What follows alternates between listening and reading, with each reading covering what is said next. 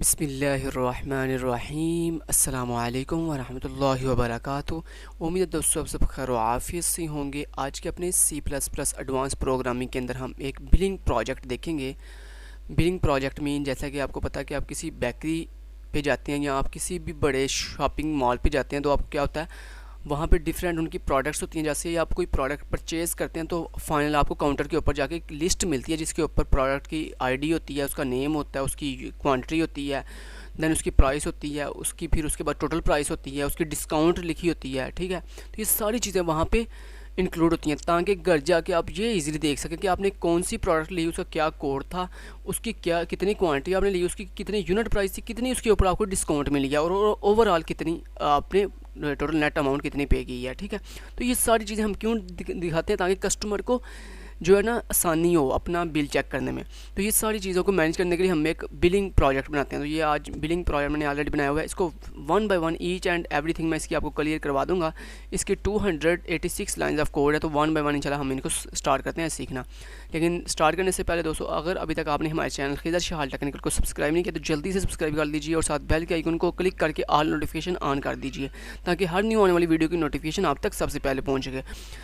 तो चलें स्टार्ट करते हैं आज के प्रोजेक्ट। तो सबसे पहले देखें यहाँ पे IO स्ट्रीम, ये तो आपको पता है हेडर फाइल्स हैं डिफरेंट। ये पहली हेडर फाइल इनपुट आउटपुट के लिए, देन IO मैनिप ये डिज़ाइनिंग के लिए होती है। अगर आपने अपनी C++ में डिज़ाइनिंग करनी हो। conio.h कंसोल इनपुट आउटपुट, ये जो आपके सामने विंडो आती है रिजल्ट स्क्रीन ब्लैक कलर की, उसके ऊपर जो हमारी इनपुट आउटपुट होती है उसके लिए हम conio.h का इस्तेमाल करते हैं। studio.h बेसिकली आपकी जो फाइल्स होती हैं जो नोटपैड की, जिस पे आप डाटा अपना परमानेंट सेव करते हैं अपने सिस्टम के अंदर, उसको रीनेम एंड यानी रिमूव करने के लिए ये वाली हेडर फाइल का इस्तेमाल किया जाता है। स्टैंडर्ड इनपुट आउटपुट, इसके अलावा ये जितने भी आपके इनपुट आउटपुट के स्टैंडर्ड हैं उनको भी ये वाली हेडर फाइल जो है वो करती है, डिफ़ाइन करती है।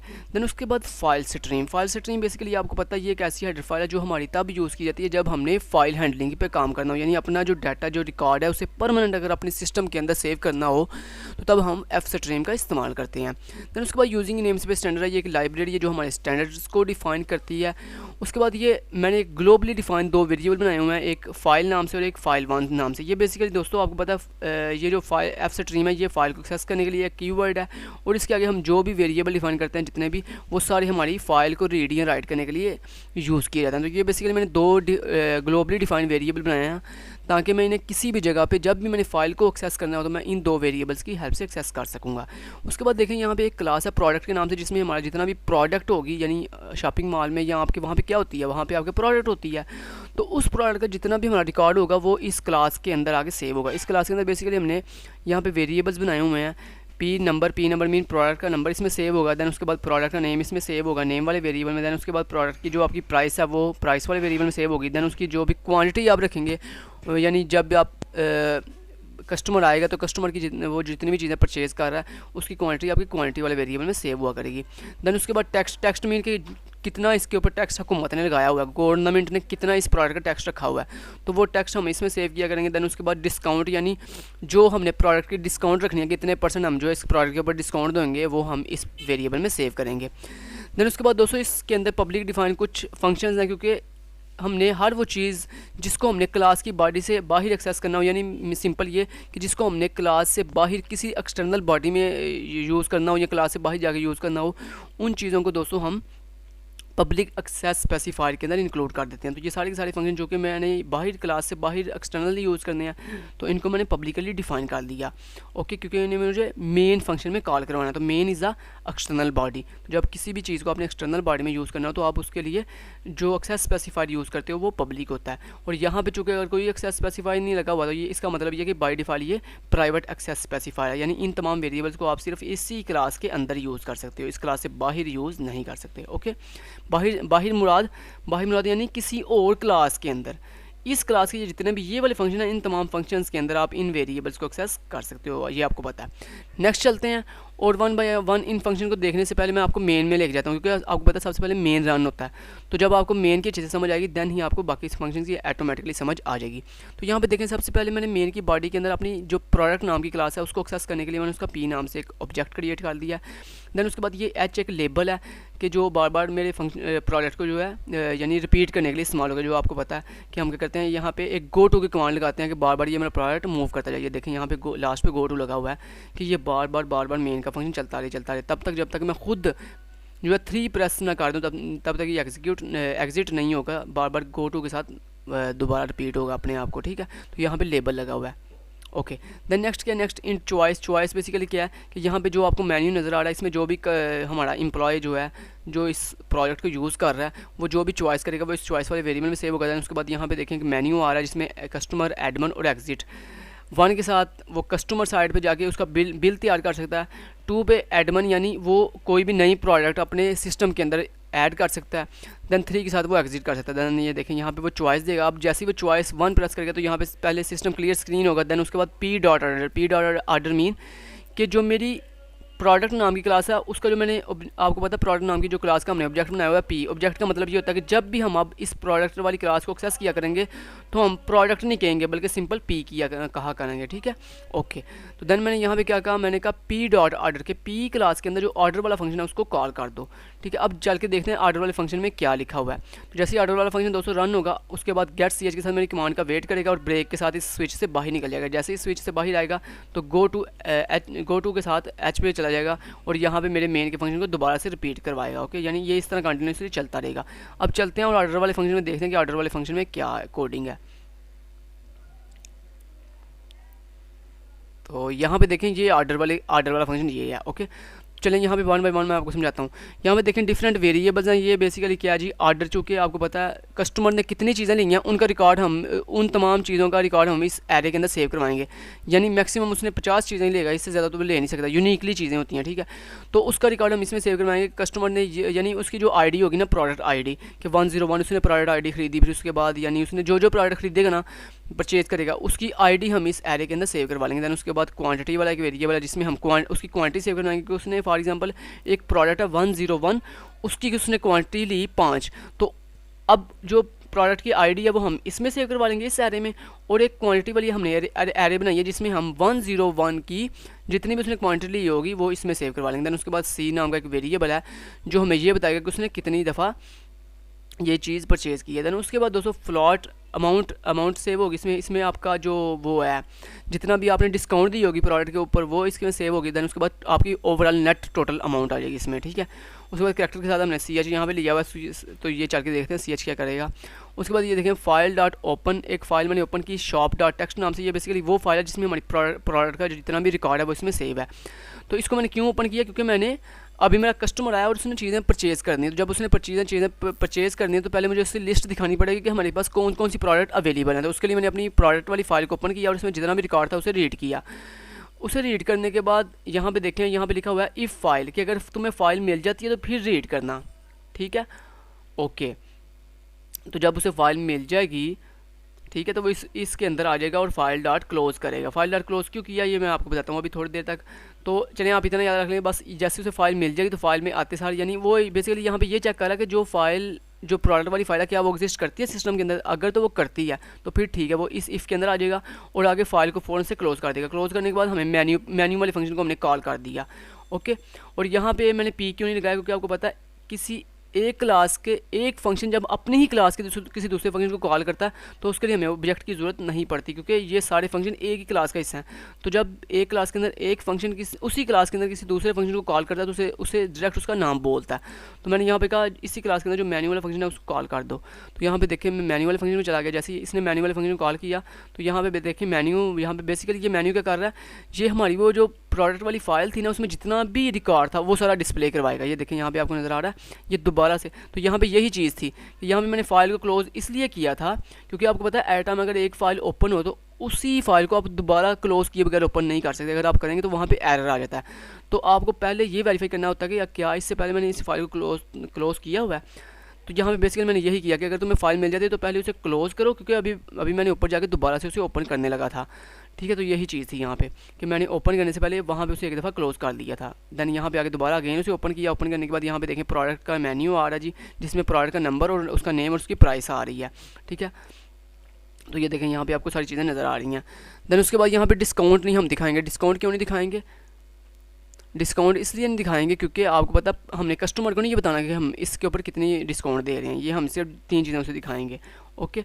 उसके बाद दोस्तों हम एक लूप चलाएंगे जो तब तक चलती रहेगी जब तक इस फाइल में से डाटा एंड नहीं हो जाता और तमाम के तमाम रिकॉर्ड डिस्प्ले होने के बाद ये मेरा कंपाइलर कहाँ वापस जाएगा, इसी जगह पे जहाँ पे ये आया था। ये देखें, ये मेन्यू जैसे ही पूरा कॉल होगा, कॉल होने के बाद जितनी भी प्रोडक्ट्स होंगी हमारी फाइल के अंदर वो सारी डिस्प्ले हो जाएंगी। डिस्प्ले होने के बाद देन हम फिर अपने एम्प्लॉय से पूछेंगे कि बताओ यार तुमने कौन सा ऑर्डर देना है। तो उस ऑर्डर के लिए हम उससे प्रोडक्ट की आईडी लेंगे, ठीक है। तो बेसिकली हमने उसको जितना भी रिकॉर्ड ऊपर शो किया मेन्यू के साथ, वो क्यों शो किया, ताकि एम्प्लॉय जो है इजीली ऊपर से देख सके कि कौन कौन सी प्रोडक्ट अवेलेबल हैं, ताकि उनमें से उसे कोड, क्योंकि आप देखिए एम्प्लॉय है उसे अब ज़बानी तो याद नहीं है सारे कोड की, उसने सारे रटा लगाया होगा 101, 103, 104, 105, 106, उसे नहीं पता है। तो उसके लिए हमने पहले क्या किया, पहले मेन्यू दिखा दिया उसे कि भाई ये मेन्यू है, इसमें से तुम सेलेक्ट करो कि तुमने कौन सी जो है चीज़ से सेल करनी है, ठीक है।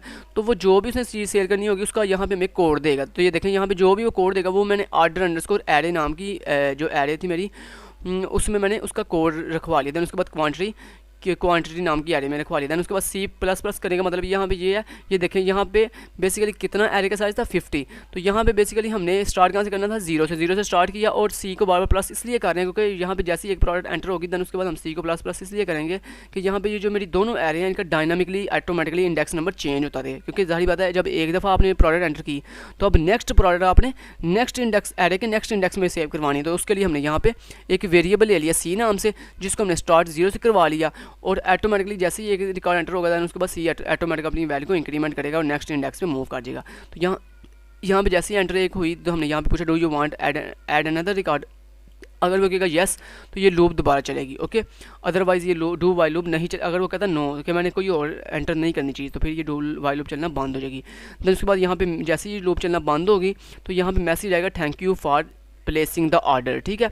ये कहने के बाद जैसे हम क्लिक करेंगे तो फ़ौरन से हमने जितनी भी चीज़ें कस्टमर ने ली होंगी उन सब की एक लिस्ट बन के आ जाएगी आप सामने। उसके अंदर क्या क्या होगा, उसका प्रोडक्ट का नंबर होगा, उसका नेम होगा, उसकी क्वांटिटी, उसकी प्राइस और उसके बाद उसके अमाउंट, उसके बाद उसकी अमाउंट आफ्टर डिस्काउंट के, यानी पहले अमाउंट दिखाएगा कि पहले ओवरऑल अमाउंट कितनी थी, देन बाद में डिस्काउंट करने के बाद कितनी अमाउंट बनी है, ठीक है। ये सारी चीज़ें दिखाएगा। ये बेसिकली ये फॉर लूप के कार्य, ये बेसिकली वही जो आपने जो 2 एरे बनाई थी ना, एक प्रोडक्ट की आईडी के नाम से और एक जो है आपने वो क्वांटिटी के नाम से, बेसिकली यहाँ पे ये वही शो कर रहा है बार बार। और यहाँ पे ये ऑर्डर कहाँ से उठाएगा, ये असल में हमारी जो प्रोडक्ट वाली फ़ाइल है ना जिसमें हमारा प्रोडक्ट्स पड़ी हुई हैं, वहाँ से जाके चेक करेगा कि क्या ये जो एम्प्लॉय ने अभी प्रोडक्ट का कोड सेव करवाया था, क्या ये कोड मेरी फ़ाइल के अंदर एग्जिस्ट करता है। अगर तो करता है तो फिर उस फाइल के अंदर उस कोड का जितना भी रिकॉर्ड होगा, यानी उसकी प्राइस, उसका नेम क्या है, उसकी यूनिट प्राइस क्या है, उसकी डिस्काउंट कितनी है, तो ये सारी इन्फॉर्मेशन हम कहाँ से उठाएंगे, अपनी प्रोडक्ट वाली फ़ाइल में से, ठीक है। वो सारी चीज़ें उठाने के बाद हम उसे डिस्प्ले 1 बाय 1 डिस्प्ले कर देंगे। जैसे वो सारी की सारी पूरी होंगी देन लास्ट में जाके हम फाइल को क्लोज़ कर देंगे। और ये लूप कब तक चलेगी, ये वाली इफ़ वाली, जब तक हमारी एरे के अंदर जितना भी रिकॉर्ड हमने सेव करवाया प्रोडक्ट वाला जब तक ख़त्म नहीं हो जाता, ठीक है। तो ये आपका इतना काम कंप्लीट। तो ये आपका जो ये वाला फंक्शन था, यानी ये जो आपको पहला चीज़ थी, ये जो पी डॉट ऑर्डर, ये कंप्लीट होगी, ठीक है। यानी कस्टमर वाली चीज़ आपकी कंप्लीट होगी। देन दूसरी आ जाती है एडमिन। एडमिन मीन क्या, एडमिन मीन ये कि जब ज़ाहिर बात है अभी जो प्रोडक्ट सुबह आई है नहीं, वो आपने एंटर भी तो करनी है ना प्रोडक्ट में। जाहिर बात है कि चीज़ आपने एंटर करेंगे तो वो सेल करेंगे ना। अगर एक चीज़ आप एंटर ही नहीं कर रहे तो सेल क्या करना है आपने, खुद को सेल करना है आपने। तो जाहिर बात है सबसे पहले सुबह क्या होता है, सबसे पहले सुबह टाइम ये होता है कि सबसे पहले जैसे ही शॉपिंग मॉल ओपन होता है या जैसे ही कोई बेकरी ओपन होती है, सबसे पहले जो नया माल आज के दिन का आना है वो सबसे पहले आता है और एडमिन टेम्पलेट के ऊपर उन सब प्रोडक्ट्स को 1 बाय 1 इंसर्ट किया जाता है अपनी फाइल के अंदर, ठीक है। फिर वो जो इंसर्ट किया हुआ रिकॉर्ड होता है ना, उसको फिर हम कस्टमर टेम्पलेट के साथ पूरा दिन जो है मैनेज करते रहते हैं, यानी उसे सेल करते रहते हैं, ठीक है। इतना क्लियर। अब हम चलते हैं एडमिन साइड पर, देखते हैं जी एडमिन साइड पे कौन कौन से फंक्शंस हैं। तो एडमिन साइड पे क्या क्या होना चाहिए, ऐड प्रोडक्ट का, कि न्यू प्रोडक्ट आप ऐड कर सकते हैं, उसे सर्च कर सकते हैं, उसे डिस्प्ले करवा सकते हैं, उसे मॉडिफाई कर सकते हैं, उसे डिलीट कर सकते हैं और ये चेक कर सकते हैं कि ऑर्डर लिस्ट, ठीक है। तो ये चीज़ें आप कर सकते हैं एडमिन साइड पे। ये देखिए बेसिकली अगर उसने 2 प्रेस किया तो हमने किया, मैंने कहा पी डॉट एडमन साइड वाले मीन एडमन फंक्शन को कॉल कर दो। तो पी डॉट एडमन मीन कि पी क्लास के अंदर जो एडमन नाम का फंक्शन है उसको क्या कर दो, कॉल कर दो। और अगर वो 3 प्रेस करता है तो सॉफ्टवेयर एग्जिट कर जाएगा, ठीक है। अब हम सिर्फ एडमन को समझते हैं तो फिर हमारा प्रोडक्ट कंप्लीट। तो फिर मैं आपको इसका टेस्ट करवाऊंगा। ये देखें, ये है जी एडमन का फंक्शन। अब देखें जैसे ही वो एडमन की तरफ आएगा तो सबसे पहले सिस्टम क्लियर स्क्रीन करेगा और यहाँ पे एक और नया मेन्यू में दिखाएगा जिसमें डिफरेंट ऑप्शंस हैं। नंबर 1 पे create product, display product, search product, modify product, delete product, view product list और बैक टू मेन मेन्यू। कि अगर आपने मेन मेन्यू पे वापस जाना है तो 7 प्रेस करो, ठीक है। तो यहाँ पे चॉइस लेने के लिए ये देखें चॉइस वाला वेरिएबल लगाया हुआ है और देन उसके बाद यहाँ पे देखें स्विच लगा हुआ है जो चेक करेगा कि इसने क्या चॉइस किया है। हम 1 बाय 1 सबको देखते हैं। अगर फॉर एग्जाम्पल उसने 1 चॉइस की, इसका मतलब है वो डाटा राइट करना चाहता है, यानी नई प्रोडक्ट जो है वो फाइल के अंदर ऐड करना चाहता है। तो उसके लिए हमने यहाँ पे एक राइट नाम का फंक्शन बनाया हुआ है जिसको हमने कॉल किया। तो अब चलते हैं और जाके देखते हैं राइट नाम के फंक्शन में क्या लिखा हुआ है। और ये देखें, ये है जी आपके पास क्रिएट नहीं, ये है जी राइट का फंक्शन, ठीक है। तो ये देखें, ये है जी आपके पास राइट का फंक्शन। इसमें देखें क्या लिखा हुआ है। सबसे पहले हमने फाइल को ओपन किया, किस मोड के लिए, राइट मोड के लिए। राइट मोड के लिए क्यों? क्योंकि हमने एक नई प्रोडक्ट लिस्ट अपनी प्रोडक्ट वाली फाइल के अंदर क्या करनी है, एंटर करनी है। तो जब एंटर करनी है तो हमने फाइल को किस मोड के लिए ओपन करना है, राइट मोड के लिए। दैन उसके बाद हमने क्या किया, यहाँ पे एक फंक्शन को कॉल किया क्रिएट। क्रिएट क्यों? यहाँ पे बेसिकली क्रिएट फंक्शन को कॉल इसलिए क्रिएट किया जो हम क्या करेगा, पहले यूज़र से यानी एम्प्लॉय से पूछेगा कि उसने कौन सी प्रोडक्ट एंटर करनी है, उसकी डिटेल हम लेंगे। तो बेसिकली ये क्रिएट का फंक्शन क्या कर रहा है, ये एम्प्लॉय से डिटेल ले रहा है। क्या क्या?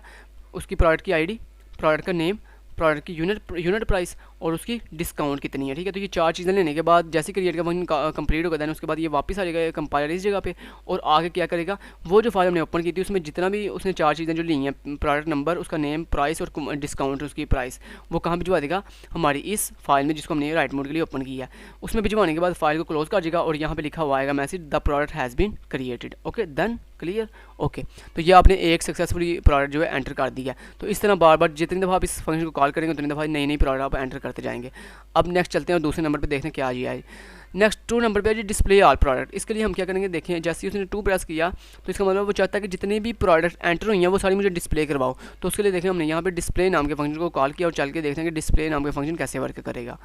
तो ये देखें, हम चलते हैं जी ऊपर, ये ऑर्डर का फंक्शन है, ये आपका डेल का फंक्शन आ गया, ये मॉडिफाई का, ये सर्च का और ये आ गया जी डिस्प्ले का, ठीक है। अब सबसे पहले इस डिस्प्ले में जैसे ही वो आएगा सबसे पहले सिस्टम क्लियर स्क्रीन यहाँ पे मैसेज आएगा डिस्प्ले ऑल प्रोडक्ट्स और देन फाइल को ओपन करेगा। अब फाइल को ओपन राइट करने के लिए ओपन करना है, ये रीड मोड के लिए, रीड मोड के लिए, रीड मोड के लिए क्यों? क्योंकि हम क्या चाहते हैं कि जितनी भी फाइल में रिकॉर्ड है वो सारे का सारा डिस्प्ले करवाना चाहते हैं, यानी रीड करेंगे तो डिस्प्ले करवाएंगे ना। अगर फाइल को आप रीड नहीं करेंगे तो डिस्प्ले कैसे करेंगे? तो यहाँ पे इसलिए हमने पहले फाइल को ओपन किया रीड मोड के लिए और देन हमने ये चेक किया सबसे पहले कि अगर फाइल एग्जिस्ट करती है, यानी प्रोडक्ट वाली फाइल एग्जिस्ट करती है तो फिर देन क्या करे, उसे डिस्प्ले करवाए उसकी वैल्यूज़। लेकिन अगर ये देखें यहाँ पे मैंने कहा इफ़ अगर not equal to file, not का मतलब ये है कि अगर फाइल एग्जिस्ट नहीं करती तो वापस चला जाए एडमिन साइड पे, ठीक है। यानी एडमिन साइड पे वापस इसलिए जाए क्योंकि जब फाइल एग्जिस्ट नहीं करती है तो हमने डिस्प्ले का करवाना है, तो इसलिए हमने कहा एडमिन साइड पे वापस चला जाए। लेकिन अगर फाइल एग्जिस्ट करती है तो फिर क्या करें, फाइल में से 1 बाय 1 डाटा लेके आए, क्या क्या, product name, number, name, price और जिसकी डिस्काउंट। और यहाँ पे एक वाइल लूप चलाई तब तक चलती रहेगी जब तक फाइल में से डाटा एंड नहीं हो जाता। और क्या किया, यहाँ पे जैसे ही फाइल वाइल लूप के अंदर आया तो सबसे पहले शो नाम के फंक्शन को कॉल किया। बेसिकली ये शो नाम का फंक्शन क्या करेगा, जो भी फाइल में से रिकॉर्ड अभी अभी हमने फैच करके लेके आए हैं उसको हम स्क्रीन के ऊपर क्या करेंगे, डिस्प्ले करवाएंगे, ठीक है। तो ये देखें यहाँ पे मैंने शो नाम के फंक्शन को यहाँ पे कॉल किया। ये देखें ये शो नाम का फंक्शन क्या कर रहा है, ये बेसिकली जो प्रोडक्ट अंदर से आई हैं उसका देखें प्रोडक्ट नंबर डिस्प्ले करवा रहा है, नेम, प्राइस और डिस्काउंट डिस्प्ले करवा रहा है, ठीक है। तो बेसिकली ये वही चीज़ है। अगर आप फॉर एग्जांपल शो नाम भी फंक्शन क्रिएट करें, ये वैसे भी आप 4 लाइन ऑफ कोड उठा के वहाँ फेंक दें तो वो ठीक चलेगा। ये बेसिकली वैसे एक आपके कंसेप्ट के लिए हमने थोड़ा कोड को ज़्यादा थोड़ा मीनिंगफुल करने की कोशिश की है कि यहाँ पे शो हो रहा है, यहाँ पे ये हो रहा है, यहाँ पे ये हो रहा है, ठीक है। शो उसके बाद क्या होगा, एक लाइन लगेगी और ये इस तरह कंटिन्यूसली चलता रहेगा, लास्ट पे फाइल क्लोज हो जाएगी और गेट ch के साथ ख़त्म। देन उसके बाद इस तरह अगर आपने सर्च करनी है, सर्च करने के लिए आप कोई नंबर दोगे जो आपने सर्च करना है, तो ये देखें यहाँ पे हमने वो जो एडमिन एडमिन साइड का जो फंक्शन था वहाँ से हमने एक पैरामीटर भिजवाया इस सर्च वाले फंक्शन को, यानी एक फ़ाइल एक वैल्यू वहाँ से गेट की है, वो वाली वैल्यू जिसको हमने सर्च करना है, यानी वो वाली प्रोडक्ट ID जिसको हमने फाइल में से सर्च करना, तो वो यहाँ पे एन वेरिएबल में आ जाएगी। जो भी एन वेरिएबल में आएगी उसको हम उसके लिए हमने फाइल को ओपन किया और यहाँ पे सबसे पहले चेक किया कि आप फाइल एग्जिस्ट करती है। अगर तो नहीं करती तो एडमिन साइड पे चला जाए, लेकिन अगर करती है तो वही तरीका, फाइल बार बार रीड हो और one by one her data को रीड करे और यहाँ पे चेक करे क्या जो प्रोडक्ट आईडी प्रोडक्ट नंबर अंदर से आया, क्या वो मेरी एन नंबर के अंदर एन वेरिएबल के अंदर जो वैल्यू है जो मैंने सर्च करनी है क्या उसके साथ मैच करती है।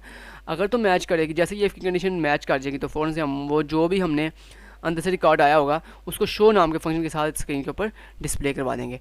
देन इसी तरह ये लास्ट पे ये देखें फाउंड। अब मैं आपको एक चीज़ और समझा दूँ, यहाँ पे ये आपको नज़र आ रहा होगा फाउंड वेरिएबल इक्वल टू 0। ये बेसिकली क्या कर रहा है, ये यहाँ पे हमने एक वेरिएबल बनाया फाउंड नाम का जिसको हमने 0 वैल्यू इनिशियलाइज कर दी, और ये बेसिकली क्या करेगा, ये हमें ये बताएगा कि हमें जो फाइल जो डाटा हमने सर्च करना था क्या वो हमें मिला कि नहीं मिला। ठीक है, तो ये तो मैंने आपको बड़ी दफ़ा बताया हुआ है। ठीक है, ये कैसे पता चलेगा, अगर वो इफ़ के अंदर आ जाता है तो इसका मतलब उसे फाइल डाटा मिल गया, तो जब डाटा मिल गया तो हम फाउंड वेरिएबल को 1 कर देंगे और लास्ट पे जाके चेक करेंगे कि अगर फाउंड वेरिएबल की वैल्यू 0 है तो इसका मतलब उसे रिकॉर्ड नहीं मिला, तो उसके लिए हम यहाँ पे कहेंगे रिकॉर्ड नॉट एग्जिस्ट।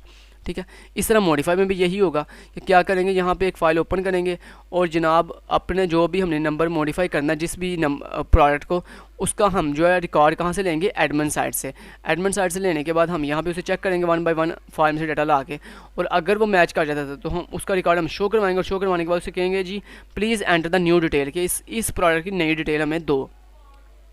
तो वो जो भी नई डिटेल देगा वो हम क्रिएट के फंक्शन के साथ जो है यूज़र से गेट कर लेंगे। गेट करने के बाद उसे एक नई फाइल में भिजवा देंगे, यानी एक नई फाइल क्रिएट करेंगे जिसमें ये नई जो इन्फॉर्मेशन है अपडेटेड हुई जिसको हमने अपडेट अभी भी किया है वो हम नई फाइल में भिजवा देंगे। और जो इस फाइल के अंदर रिकॉर्ड इस मेन नंबर के साथ मैच नहीं कर रहा, मीनिंग वो रिकॉर्ड जिसको मैंने अपडेट नहीं करना उसको भी मैं उठा के नई फाइल में भिजवा दूंगा। और जिस रिकॉर्ड को मैंने अपडेट करना था, यानी जो मेरा पुराना रिकॉर्ड है जो अपडेट होने से पहले रिकॉर्ड था जिसको मैंने अपडेट किया वो तो मैंने नई फाइल में भिजवा दिया, लेकिन जिसको मैंने अपडेट नहीं किया किया जो पुराना रिकॉर्ड है जिसकी अब मुझे ज़रूरत नहीं है, ठीक है, उसको मैंने क्या किया, इसी प्रीवियस फाइल में रहने दिया। ठीक है, तो वो प्रीवियस फाइल में रहने के बाद मैंने सिंपल उस फाइल को लास्ट पे रिमूव कर दिया कि मुझे अब इस फाइल की ज़रूरत नहीं है, क्योंकि मैंने एक नई फाइल बना दी हुई है जिसका नाम मैंने shop1 के नाम से रखा हुआ था। अब मुझे उसका नाम रीनेम करना था, उसका नाम मैंने रीनेम कर दिया shop1 से शॉप के अंदर कन्वर्ट कर दिया। ठीक है, उसके बाद यही सारी चीज़ कि फाउंड के साथ चेक किया कि अगर फाउंड वेरिएबल की वैल्यू 0 है तो इसका मतलब रिकॉर्ड नहीं मिला, लेकिन अगर 0 नहीं है तो फिर रिकॉर्ड मिल चुका है सक्सेसफुली। देन उसके बाद डेल का फंक्शन देखें, डेल का फंक्शन भी सेम है, ऐसे ही काम करेगा अपडेट की तरह। सिंपल सिर्फ फ़र्क इतना होगा कि जहाँ पे आप आगे जहाँ पे मैच यानी आपकी जो आपने रिकॉर्ड अपडेट करना था वहाँ पे आप क्या कर रहे थे कि अगर वो मैच कर जाता है तो वहाँ पे आप नया रिकॉर्ड ले रहे थे यूज़र से, लेकिन अब आप लेंगे नहीं, सिंपल उसको डिलीट कर देंगे। डिलीट करने से मुराद है कि उस रिकॉर्ड को आप उसी फाइल में रहने देंगे जबकि एक नई फाइल बनाएंगे जिसमें आप जो रिकॉर्ड आपने डिलीट नहीं करना उसे भिजवाएंगे। ठीक है, तो जो रिकॉर्ड आपने डिलीट करना होगा वो प्रीवियस फाइल में रह जाएगा। जब वो प्रीवियस फाइल में रह जाएगा तो उसको फाइल को सिंपली हम रिमूव कर देंगे और नई फाइल को रीनेम कर देंगे। तो ये सारा इतना क्लियर। ओके, नेक्स्ट बाकी सारा सेम एज है। ठीक है, बाकी वो सारा मेन्यू वाला वही है जो मैंने आपको आगे बताया था कि मेन्यू के साथ आप सिंपल एक फाइल को ओपन करेंगे और जितना भी आपकी प्रोडक्ट है उनको 1 बाय 1 डिस्प्ले करवा देंगे। ये इतना क्लियर। ओके, तो इसको अब हम एक दफ़ा कंपाइल एंड रन करके देखते हैं, लेकिन उससे पहले अजान हो रही है, पहले अजान सुन लें फिर इसको हम कंपाइल एंड रन करते हैं। तो ये आपके सामने मैं अब इस प्रोडक्ट को जो है वो कंपाइल एंड रन करता हूँ। उम्मीद करता हूँ कि आपको 1 बाय 1 ईच एंड एवरीथिंग की समझ आ गई होगी। ये कोड बेसिकली हम अब इसलिए लिखते हैं क्योंकि आपको पता है मैंने आपको बहुत से प्रोडक्ट जो है स्टेप बाय स्टेप क्रिएट करना सिखा दिए हुए हैं, अब आपको ईजिली समझ लग गई होगी। अब आपको इसलिए कोड में लिख के समझाता हूँ ताकि आपको ज़्यादा आपका टाइम वेस्ट ना हो, आपको ज़्यादा वीडियोज़ ना देखनी पड़े। तो अब देखें यहाँ पे मेन मेन्यू है। सबसे पहले हम चलते हैं जी एडमिन साइड पे, क्योंकि अभी कस्टमर साइड पे तो तब जाएंगे जब कोई हम चीज़ प्रोडक्ट एंटर करेंगे फाइल में। तो देखिए मैं टू पे जाता हूँ और एडमिन साइड पे आ गया। अब एडमिन साइड पे आप सबसे पहले क्रिएट करें प्रोडक्ट, तो उसके लिए मैंने 1 प्रेस किया, यहाँ पे एंटर हिट किया, तो सबसे पहले प्रोडक्ट का नंबर यानी उसका कोड तो 100, प्रोडक्ट का नेम फॉर एग्जाम्पल परफ्यूम, उसके बाद उसकी प्राइस फॉर एग्जाम्पल 1000, उसके डिस्काउंट फॉर एग्जाम्पल 2%। तो वो कह रहा है जी the product has been created. उसके बाद दोबारा हम चलते हैं एडमिन साइड पे और एक और प्रोडक्ट एंटर करते हैं और इसका कोड है जी 101। इसके ऊपर प्रोडक्ट आपको फॉर एग्जाम्पल प्रोडक्ट का जो नेम है वो आप कुछ भी रख लें, क्लॉथ 1। ठीक है, उसके बाद प्राइस उसकी 5000, डिस्काउंट 5%, ये भी क्रिएट होगी। अब हम एडमिन साइड पे जाते हैं और चेक करते हैं कि हमारे जो 2 प्रोडक्ट हमने एंटर किए हैं वो क्या डिस्प्ले होंगी। तो 2 प्रेस करते हैं, एंटर हिट करते हैं, ये देखें आपकी दोनों प्रोडक्ट सक्सेसफुली जो है डिस्प्ले हो रही हैं। ठीक है, ये फर्स्ट प्रोडक्ट जिसका नाम परफ्यूम है उसकी कोड 100 है। दैन उसके बाद क्लॉथ 1 के नाम से प्रोडक्ट है जिसका कोड क्या जी 101। ठीक है, तो परसेंट देखें आप यहाँ पे डिस्काउंट आपको परसेंट में नज़र आ रही है, डिस्काउंट इसकी 2% है और इसकी 5% है। देन ये देखिए नेक्स्ट एडमिन साइड पे जाते हैं और सर्च करके आप देख सकते हैं, ये 3 प्रेस करके सर्च करता हूँ, फॉर एग्जांपल 100 को सर्च करता हूँ तो ये देखें ये आपको सर्च होगी सक्सेसफुली, ठीक है। ओके, अब एडमिन साइड पे जाके हम कोई चीज़ मॉडिफाई करके देखते हैं, फॉर एग्जांपल 4 के साथ मैं मॉडिफाई करता हूँ, किसको मॉडिफाई करना है 100 वाली को। अब ये देखें ये जिसको आपने मॉडिफाई करना था उसका देखें सारा रिकॉर्ड यहाँ पे आपको शो हो रहा है कि ये उसकी प्रोडक्ट आईडी है, ये उसका नाम है, ये सारा कुछ, ठीक है। तो कहता है जी please enter the new details of product, तो उसका नया कोड आपने अगर कोई देना है तो फॉर एग्जाम्पल मैं 102 रख लेता हूँ और उसका नाम जो है वो परफ्यूम से मैं क्लॉथ 2 रख लेता हूँ, क्लॉथ 2। प्राइस उसकी 5000 सेट कर देते हैं और डिस्काउंट उसकी 2% पे रख देते हैं, ठीक है। अब record update successfully. Then admin side पे जाते हैं और अब डिस्प्ले करके देखते हैं और ये देखें ये आपका रिकॉर्ड सक्सेसफुली देखें अपडेट हो गया। ये आगे उसकी जो कोड था वो 100 था, अब उसका 102 है, आगे उसका वो नाम परफ्यूम था, अब क्लॉथ 2 के नाम से आ गया। ओके, अब हम कोई चीज़ डिलीट करके देखते हैं, तो फॉर एग्जांपल हम डिलीट के लिए 5 प्रेस करते हैं, एंटर करते हैं, किस कोड को आपने डिलीट करना है, फॉर एग्जांपल 102 को एंटर किया तो ये देखें रिकॉर्ड डिलीटेड। कस्टमर साइड पे जाकर डिस्प्ले करके देखते हैं, ये 2 एंटर, ये देखें एक आपका सक्सेसफुली 102 वाला रिकॉर्ड जो है डिलीट हो चुका है, ये एक ही सिर्फ रह गया। ओके, अब हम चलते हैं एडमिन साइड पे और जाके देखते हैं जी व्यू प्रोडक्ट मेन्यू, तो उसके लिए 6 प्रेस किया, एंटर किया, देखें ये आपका प्रोडक्ट मेन्यू आ गया जिसमें प्रोडक्ट नंबर, उसका नेम और उसकी प्राइस आ रही है।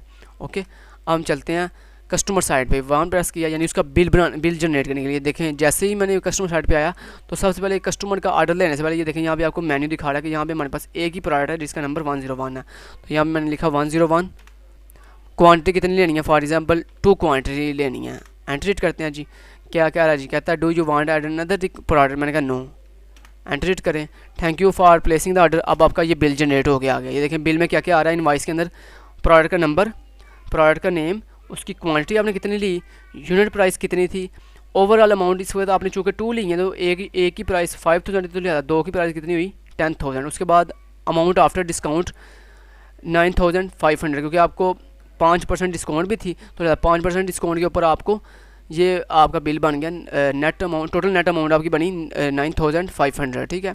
ओके, तो ये आपका सक्सेसफुली काम कर रहा है। अब 3 के साथ हम एग्जिट करते हैं तो ये देखें ये आपका बिलिंग सिस्टम प्रोडक्ट जो है बिल्कुल रेडी है कि एडमिन साइड पे आप कुछ भी ऐड कर सकते हैं, क्रिएट कर सकते हैं, यानी display, search, modify, update, delete, view सब कुछ कर सकते हैं और कस्टमर साइड पे आप उसे सेल करके उसका बाकायदा एक इनवॉइस जनरेट कर सकते हैं और उसे प्रिंट भी कर सकते हैं। तो thank you so much, till then guys, take care, अल्लाह हाफिज़।